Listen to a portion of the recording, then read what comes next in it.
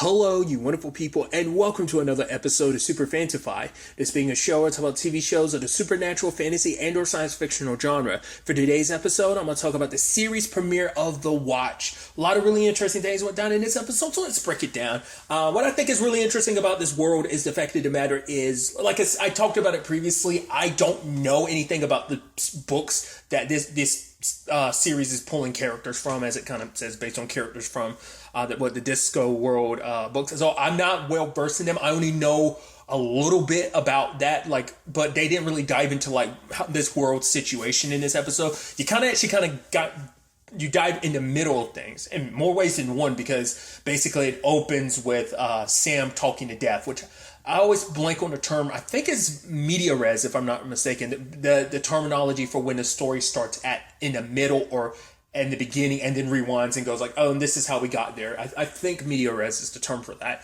But interestingly enough, we got introduced to a young Sam, his best friend Carson. They're in this game together, and it's like, oh, you were supposed to kill the captain of the Watch or whatever.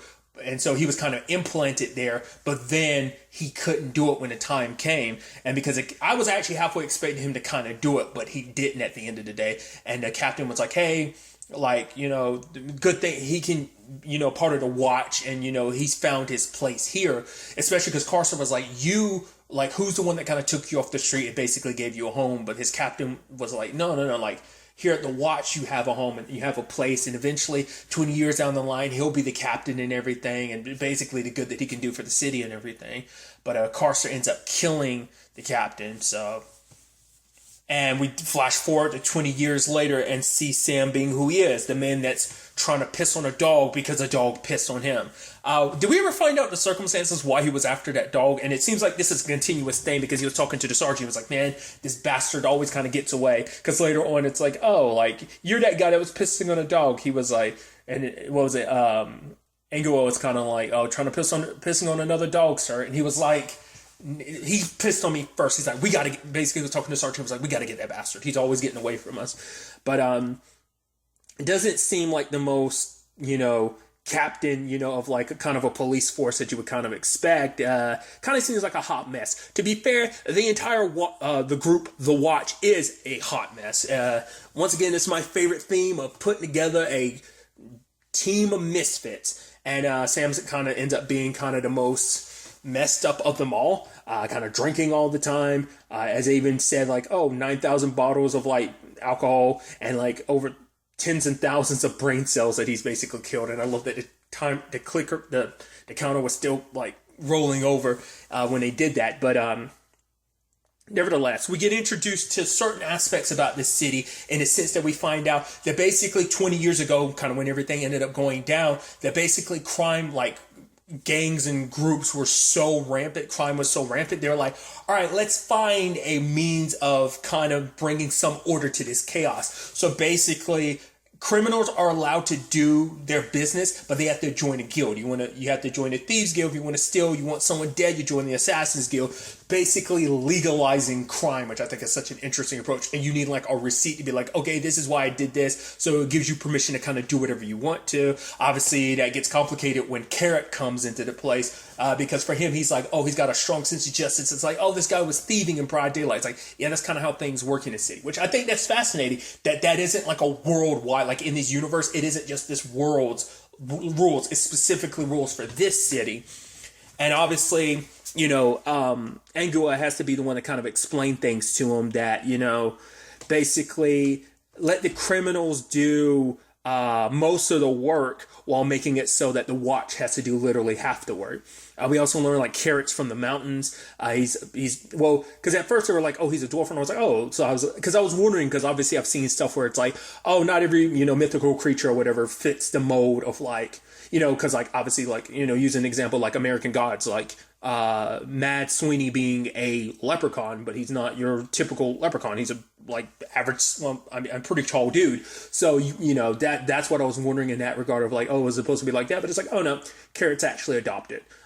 Which is actually even a sadder thing, because we find out he was thrown down a mine shaft and landed in near his who would eventually become his adopted mother. But it turns out Sam's the one that asked for Carrot, and even Carrot's like, huh, which I thought that was kind of interesting because Sam didn't seem like the type of person that would offer, people jobs. But we kind of find out later on, well, Carrot ends up finding out later on when he kind of gets acquainted with everything that's going on in this place of like this city, because for him it's like, oh, the best comparison I can kind of make is Carrot is a little bit like Jim Gordon from Gotham, where he came and being like, why is everyone just okay with like crime running rampant? It's like, well, that's how things are here. You got to get with the program or get out. And he kind of wanted to get out until he found out, wait, my parents actually sent me here. Sam didn't actually sent for me and asked me to get here. It's like, no, my parents sent me here because they figured because him being as tall as he is and them being dwarves, like he's kind of a danger to all of them and to himself. But it's like the places are too small, and like I think he basically almost caused them mind to cave in because of him accidentally being too tall and everything. So finding out like, wait, you thought you got this position because someone wanted you, but in actuality, it's kind of sad. It was like your parents were trying to get rid of you, which is kind of sad, which is even more messed up when you think about the fact is that, oh, he was kind of gotten rid of as a baby. So it's almost coming full circle in that regard. But like everyone in the group's kind of got their issues. Obviously, the sergeant's got his, he doesn't talk about it. Sherry dived into her situation a little bit. I also love that whole thing of, well, for one, it's like Sherry can see ghosts because it's like, oh yeah, those two, what was it, like rockers or goths or emos or something like that want her to join the band. And it's like, yeah, this is pretty much harassment at this point down. I'm wondering why Sherry's the only one that can see them. It's like, because the sergeant was like, oh, ghosts again? And it's like, yeah, and she's like, at this point, it's kind of like harassment. So it's like, no one else can see them. There's also that point where like Sam was like, well, mad drunk and he kind of passed out and it kind of brought him back. But it's like a certain type of coffee, but it kind of set his mind in overdrive. So it's like, keep drinking. Or I forgot what it was they said. She said it was going to be some, what was his name? Terrence or something? I'm so bad with this. I forgot. It was like, it's something you're going to see out of the corner of your eye and he cannot be reasoned with. Something like that, which I'm like, is that something that's in his head, or are you talking about there's literally going to be a thing that pops up that like he can't? I think she meant that literally. But I'm a little all over the place. I do apologize. But Sherry was like, oh yeah, like taken in by like it seemed like a mining family of some sort as well. She was like, I worked in the mine shaft of sorts as well, but it's like they hid the children under beards, and she's like, the moment I got to the city, I shaved it off, and I'm like, now what's that all about? I guess it's kind of like this world's version of like almost like being a part of like a maybe the equivalency is almost being like part of a very religious family. Maybe even kind of being someone of the I don't know if that'd be the right way to say it, but someone being, because like at a point when someone's like in the Amish community, like they have, you can kind of return, or you can basically, once you reach a certain age, you can kind of leave and never come back necessarily. But I think the thing is, like, most people end up going back and just, being a part of that world. Like, I wonder, is it kind of something in that similar vein or not? Is that kind of what they were getting at or whatnot? This world's version of it, with the beard and everything. But for Sam, it's about confronting ghosts from his past as he sees like Carcer's there, but he's like, that can't be. It's been 20 years and he looks exactly the same. The whole situation leads him to like a dead alchemist, which is the alchemist that they actually ran into earlier in the episode. I should also talk about like the sergeant and Sam were asked to look for a specific book, a book from what was it? The University of the Unseen University or something like that, which I'm like, what's that all about? But nevertheless, along the way, he ends up getting knocked out and he gets brought in by Lady Rampkin, which she's and I love the whole thing of got people chained up and it's like you have to answer, like you have to raise your hand, and he's like, oh my God, but she's like, hand, but he's like, she's like, raise hand, and he has to like kneel down and then put up a pinky. I'm like, that is kind of effed up. You expect people to like raise their hands, like maybe extend the chains a little bit, but basically it's like a course on fix, like basically people that are up to shady stuff. She's basically kidnapping them and kind of like making them like go through. It almost seems like what the schooling you have to go through when you're like when you lose your license for whatever reason. It seemed almost like that. It's like because for her, she's like this city's been brainwashed into accepting everything being what it is. Like people acting like there being crime and people being able to commit crimes just to run rampant and people just A-okay, they won't bat an eye at it. So it's like it's the city's been like this for 20 years. But so for her, it seems like for whatever reason, she's kind of taken upon herself to kind of fight back against that. A lot of things that the city kind of finds okay. She's got Good Boy, which ends up being her little dragon pet, which apparently she's not supposed to have. For one, it's like ranged weapons are illegal and you're not supposed to take mythical creatures as pets or something like that. Or own mythical creatures, something like that. Which I thought that was so interesting when she brought out... I like that lady was like, oh, my bitches can take care of you.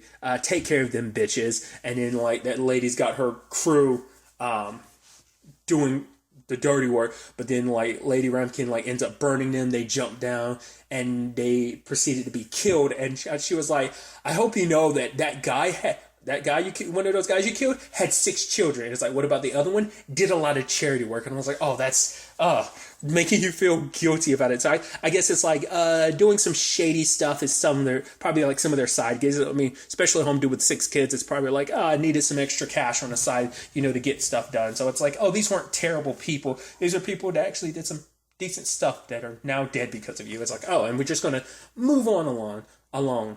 But we also got some interesting background into like Sam and the sergeant, like how they met. He was like, yeah, I wasn't in the best place. And the sergeant was like holding up because it wasn't, Cursor wasn't his first arrest. It was actually the sergeant because it was like he fell off a bridge, but the sergeant ended up saving him, which he was super pissed about. But then, he's like, in retrospect, he's like, we kind of saved each other. I guess we both weren't in the best place because he was there holding up a bridge. And I guess maybe that ties into some of his past because once again, Inglewood was like, yeah, he doesn't like talking about that. She seems like the most one in the group that seemed like kind of the most like cold shoulder-ish. Just being like, especially towards Carrot, being like, yeah, this is the lay of the lands. I thought it was kind of interesting how they ended up presenting Inglewood's situation because at first you're just like, because, Carrot's like, yeah, I don't know what monster you had in that cage downstairs, but now it's released. And then like Home Dude got pissed and I was like, oh, the sergeant, that must be him. Like maybe he has this thing where he has to lose his mind, but that's kind of where, and that's where he was like, it was not a monster or whatever, but now we kind of find out later, I was like, oh, it's because Angela is a werewolf. Now that's an interesting situation. I'm assuming she got turned into a werewolf because like when she was putting her clothes on, she has a bunch of claw marks on her body, so I'm assuming it's not like a natural born thing. I mean, we don't know what her circumstances are. As she kind of was explaining to Carrot, that's what Sam does. Sam takes in people who have nowhere else to go, like he did with Carrot. Seems like all of them are kind of misfits in their own regard, and some shape or form led them to Sam's door, and he kind of took them in. I guess it's because the same thing kind of happened to Sam. Like, yeah, he was kind of undercover for the gang, but I think more so than anything, it gave him a new lease on life. Granted, that's kind of obviously... how he met the sergeant, it's kind of complicated. Like, as we kind of implying that he tried to kill himself and he was pissed about being saved. We don't know what the full circumstances are for that. We don't know how long ago that was. Like, what eventually made him into the way he was now. Like, it didn't, like, maybe the world changing into what it is. Maybe he tried to fight against it at some point in time, but eventually just lost and just kind of accepted things as they are. Because obviously, Lady Ramkin, that's her thing, which even he's like, you're trying to force people to change, like to accept, like not to accept things that the way they are. And it's like, what are you going to do? And basically she was going to lead people out of the city. And he's like, well, she's like, you're not going to worm me. So that's just kind of an interesting development, interesting circumstances that have kind of led them together. I thought was kind of fascinating. Obviously, they have the machine that tells them when like crimes are being committed or like, when stuff is coming through. And Carrot's the one that kind of picked up on like, yeah, there's no receipts or anything for this crime. So it's like, hey, let's look into it. And they found the alchemist. And it's like, all right. I think even Sherry was kind of like, hey, this is like the first time I've ever been able to like really do this. So she's kind of savoring it, and obviously it ends up being Carcer's fingerprint, which is like, obviously they know that it's like, oh, this is the reason why Sam became a cop. And so we don't know what Carcer's situation is, but other than like rather than arresting him, Sam let him fall to his death off that. Once again, we don't know what the hell is up with the tower and the purple lightning and clouds, like what that was about. Is that like an always occurrence, or was it just that night, what that was? But he fell, but somehow he's still alive, and he's connected to all this because there's a missing book they end up finding out was about what noble dragons, which are apparently dragons that are like long since dead. Because the one that I guess this is like a very ancient breed of dragons. The one that Lady Ramkin has is basically one that was, she's like, its first year of life was in a lamp. So she's like, it seems like it's kind of like a Flintstones type of world where, like, you know, in the Flintstones, a lot of their technology was based around like dinosaurs and stuff like that.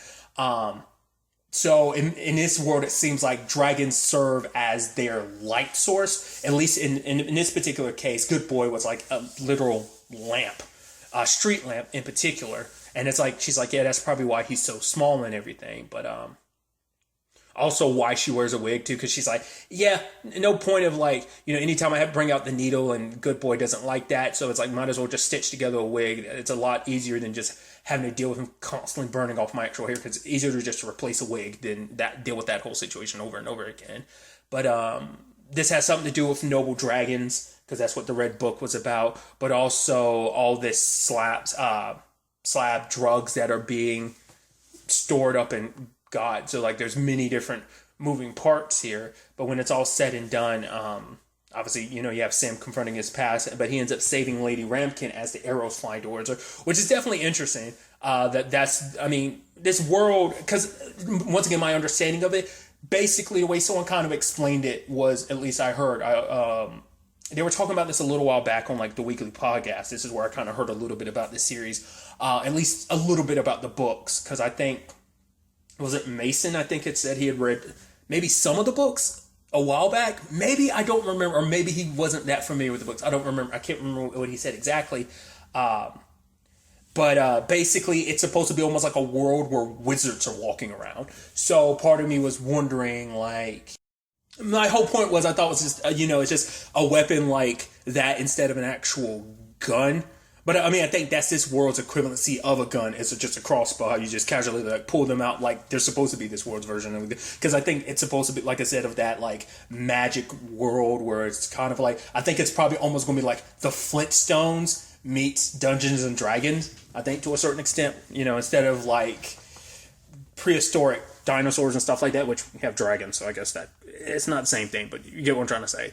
But instead of prehistoric times, it's medieval times, so that's with certain, I guess, modern day committed. Like, it kind of reminds me, if I had to compare it to anything, it's like Final Fantasy 15, like how Final Fantasy 15 has some like that technology and like the fantasy world. It seemed like it might be something in that same vein of Eos, because that's the world that Final Fantasy 15 takes place in. Regardless, going on a tangent, but yeah, it's like, oh, so I got shot by the arrow and I died. And it's like, oh, so that was the end. And it's like, oh yeah. And I love like death being like, yeah, I kind of got a little expository like in the middle there, but it ended off big, huh? It's like, actually, this isn't the end. It's actually the beginning. So I'm assuming he isn't actually dead. That arrow didn't kill him. Something else is going to come into play that saved him.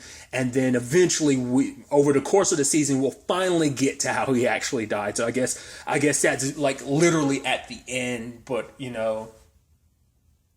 but this end is actually the beginning. Regardless, interesting spot to end up ending the episode. I'm interested to keep diving into the show to kind of figure out like what's going on, learn more about this world. It seems like, slowly but surely we are seeing potentially the Watch change, especially with Lady Ramkin and the introduction of Carrot. Both of them seeming like they're going to play a role in shaping how the Watch handles everything going forward. Like that, they might be the key figures in making it so that the Watch isn't just watching anymore, that they take more of an active stance on a lot of things. Probably diving into a lot of every character's past a little bit, learning about who they are, because there's still a lot we were introduced to, but not everything fully explained about, why who everyone really is, and like why they are, working with the Watch and what, so on and so forth. So, I'm interested to see, what else the series has in store for us. So I'm excited to see what the next episode is all about. But really, that's all I want to talk about. Until the next time we meet, be happy, be safe, live life to the fullest, and enjoy it. Good day, and Goodbye.